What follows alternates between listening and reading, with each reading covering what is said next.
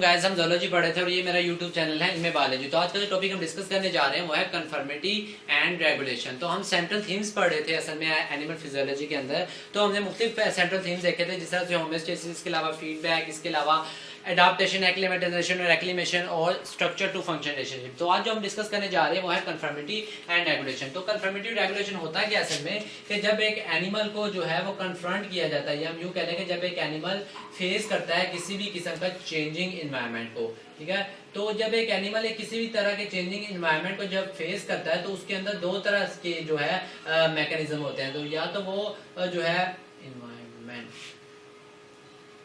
तो उसके अंदर दो तरह के चेंजेस होते हैं, या तो उसके अंदर कन्फर्मिटी का मैकेनिज्म होता है या उसके अंदर रेगुलेशन का मैकेनिज्म होता है। अब ये मैकेनिज्म किस तरह से होते हैं, तो सबसे पहले अगर हम देखें कन्फर्मिटी को, तो ऐसे ऑर्गेनिज्म जो कन्फर्मिटी का मैकेनिज्म शो करवाते हैं तो उनको हम कन्फर्मर्स कहते हैं, ठीक है। तो असल में कन्फर्मर्स होते क्या है, तो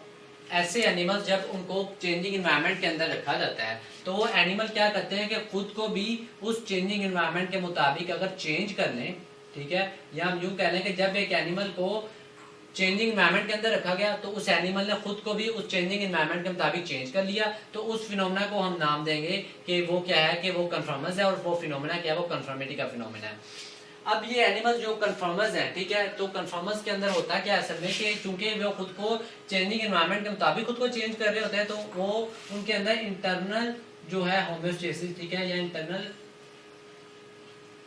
होमियोस्टेसिस को मेंटेन करने का फिनोमेना हम कहेंगे कि उसके अंदर एब्सेंट होता है। ये वो यानी कि वो खुद को इंटरनली होमियोस्टेसिस का फिनोमेना नहीं कर सकते, यानी कि वो क्या करेंगे, वो खुद को चेंजिंग एनवायरनमेंट के मुताबिक खुद को चेंज कर लेंगे। अब ये कन्फर्मिटी की दो एग्जांपल्स हमारे पास आ जाते हैं। एक तो है ओस्मो कन्फर्मर्स, और जो है ओस्मो कन्फर्मर्स, और एक है ऑक्सी कन्फर्मर्स।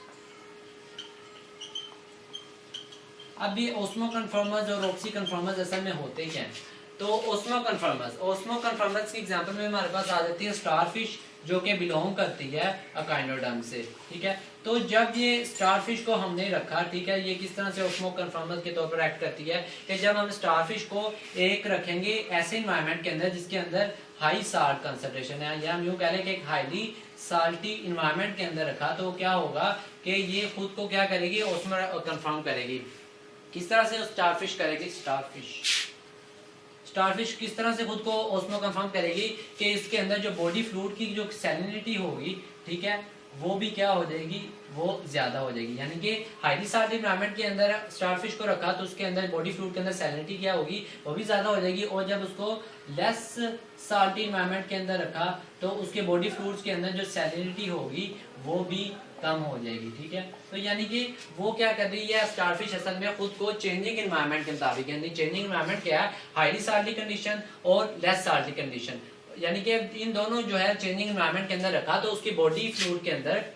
भी क्या होगा कि वो चेंजिंग एनवायरनमेंट के मुताबिक हो जाएगा। हाईली साल्टी कंसंट्रेशन में सैलिनिटी भी ज्यादा हो जाएगी बॉडी फ्लूइड के अंदर, लेस साल्टी एनवायरनमेंट के अंदर सैलिनिटी भी कम हो जाएगी बॉडी फ्लूइड्स के अंदर। इसके बाद अगर हम ऑक्सी कन्फर्मर्स की बात करें तो ऑक्सी कन्फर्मर्स की एग्जांपल में हमारे पास आ जाते हैं एनालिड्स, ठीक है। एनालिड्स क्या होते हैं, ये वर्म्स होते हैं, और ये क्या होते हैं, ये ऑक्सी कन्फर्मर्स होते हैं। अब ऑक्सी कन्फर्मर्स जैसा कि नाम ही बता रहा है कि ऑक्सीजन से रिलेटेड कोई फिनोमेना हो रहा है, तो क्या होगा कि अगर इन्वायरमेंट के अंदर, ठीक है, अगर इन्वायरमेंट के अंदर जो ऑक्सीजन की कंसंट्रेशन है, ठीक है, ऑक्सीजन की कंसंट्रेशन इन्वायरमेंट के अंदर ज्यादा है, तो उनके अंदर ऑक्सीजन को जो कंजम्पशन होगी वो भी क्या होगी, वो ज्यादा हो रही होगी एनालिड्स के अंदर, ठीक है। और अगर इन्वायरमेंट के अंदर ऑक्सीजन की कंसंट्रेशन कम है तो एनालिड्स के अंदर क्या होगा कि ऑक्सीजन की जो कंजम्पशन होगी, ठीक है, वो भी क्या हो जाएगी, वो कम हो जाएगी। यानी कि ये क्या कर रहे हैं, खुद को चेंजिंग एनवायरनमेंट के मुताबिक खुद के जो प्रोसेस हो रहे थे बॉडी के अंदर वो चेंज कर रहे होते हैं, लेकिन इंटरनल होमियोस्टेसिस का प्रोसेस नहीं हो रहा होता है इनके अंदर। इंटरनल होमियोस्टेसिस का प्रोसेस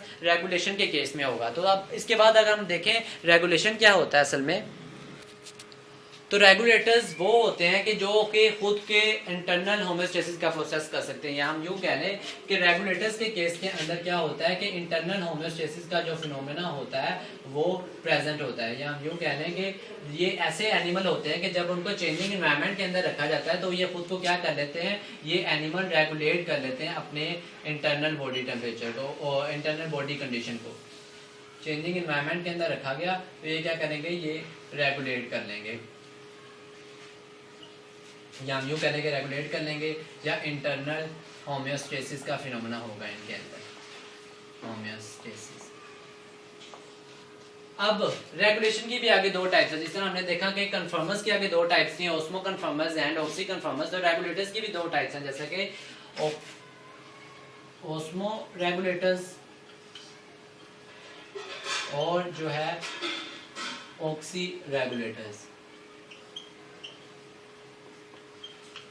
अब ऑस्मो रेगुलेटर्स में क्या आ जाते हैं? ऑस्मो रेगुलेटर्स की हमने जब ऑस्मो रेगुलेशन इन फिशेस पढ़ा था तो इसकी एग्जांपल में आ जाती है, सादा सा एग्जांपल है फिश, ठीक है। फिश क्या होती है? फिश असल में ऑस्मो रेगुलेटर होती है। किस तरह से ऑस्मो रेगुलेट करती है कि अगर फिश जो है वो डिल्यूट इन्वायरमेंट के अंदर रह रही है, ठीक है, अगर फिश डिल्यूट इन्वायरमेंट के अंदर है तो ये क्या करेगी, तो ये अपने अंदर जो है इंटरनल होम्योस्टेसिस का प्रोसेस को रेगुलेट करेगी, और क्या होगा कि इसके अंदर जो आयरन की कंसंट्रेशन होगी या उसके बॉडी फ्लूइड के अंदर जो है आयरन की कंसंट्रेशन होगी वो भी क्या होगी, वो ज्यादा होगी, ठीक है, as compare to environmental level, ठीक है। और जब यही फिश को हमने रखा, या यूँ कह लें कि जब फिश को जो ये डिलीट इन्वायरमेंट की फिश है जिनके अंदर आयरन कंसंट्रेशन जो है इन्वायरमेंटल कंडीशन से ज़्यादा होती है, इसके अलावा अगर वो फिशेज जो कि कंसंट्रेटेड इन्वायरमेंट के अंदर रहती हैं, ठीक है, कंसंट्रेटेड इन्वायरमेंट के अंदर रहती हैं, तो उनके अंदर क्या होता है, उनके अंदर जो आयरन की कंसंट्रेशन होती है वो कम होती है, ठीक है, as compare to environmental condition. तो ये क्या करती है कि इंटरनल होम्योस्टेसिस के प्रोसेस की वजह से ये सब कुछ होता है कि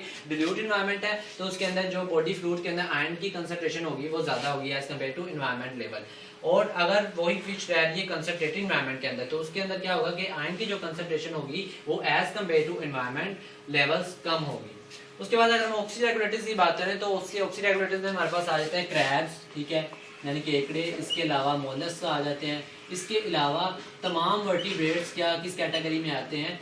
ऑल वर्टिब्रेट्स भी इसी कैटेगरी में आते हैं, यानी कि ऑक्सी रेगुलेटर्स होते हैं वर्टिब्रेट्स, ठीक है, होते हैं ऑक्सी रेगुलेटर्स होते हैं। यानी कि इन्वायरमेंट के अंदर ऑक्सीजन का लेवल कम या ज़्यादा हो रहा है तो उनके अंदर जो बॉडी के प्रोसेसेस हो रहे हैं, उनके अंदर इंटरनल जो होम्योस्टेसिस या बाकी जो प्रोसेस हो रहे हैं वो क्या हो रहे हैं, वो खुद को मेंटेन कर रहे होते हैं चेंजिंग इन्वायरमेंट के मुताबिक। इसके अलावा अगर एक ऐसी कंडीशन आ जाए, ठीक है, कुछ केसेस में होता है अगर एक ऐसी कंडीशन आ जाए ऑक्सी रेगुलेटर्स के केस में कि एनवायरनमेंट के अंदर जो ऑक्सीजन की कंसंट्रेशन है वो लिमिटेड हो जाए, यानी कि बहुत कम हो जाए ऑक्सीजन, तो ये क्या कर लेते हैं, ये ऑक्सी रेगुलेटर से ऑक्सी कन्फर्मर्स में कन्फर्म हो जाते हैं, ऑक्सीजन कन्फर्मर्स में क्या हो जाते हैं, ट्रांसफॉर्म हो जाते हैं या खुद को ऑक्सीजन कन्फर्मर्स में कन्वर्ट कर लेते हैं। तो ये था हमारे पास कन्फर्मिटी एंड रेगुलेशन जो कि एनिमल फिजियोलॉजी के अंदर अपना रोल प्ले कर रहा है और सेंट्रल थीम के तौर पर एक्ट कर रहा है, और जो है एनिमल फिजियोलॉजी को जो है मुख्तलिफ तरीकों से इंटरनल होम्योस्टेसिस के तरीके से, ठीक है, या उसके जो है बाकी मैकेनिज्म के जरिए से बायोकेमिकल फिजियोलॉजिकल या दूसरे मैकेनिज्म के जरिए से जो है उनके अंदर कन्फर्मिटी और रेगुलेशन के प्रोसेस को क्या कर रहे हैं एनिमल फिजियोलॉजी के साथ इंटर रिलेट कर रहा होता है और उसके साथ जो है एक्ट कर रहा होता है और एज अ सेंट्रल थीम के तौर पर एक्ट करता है एनिमल फिजियोलॉजी के अंदर।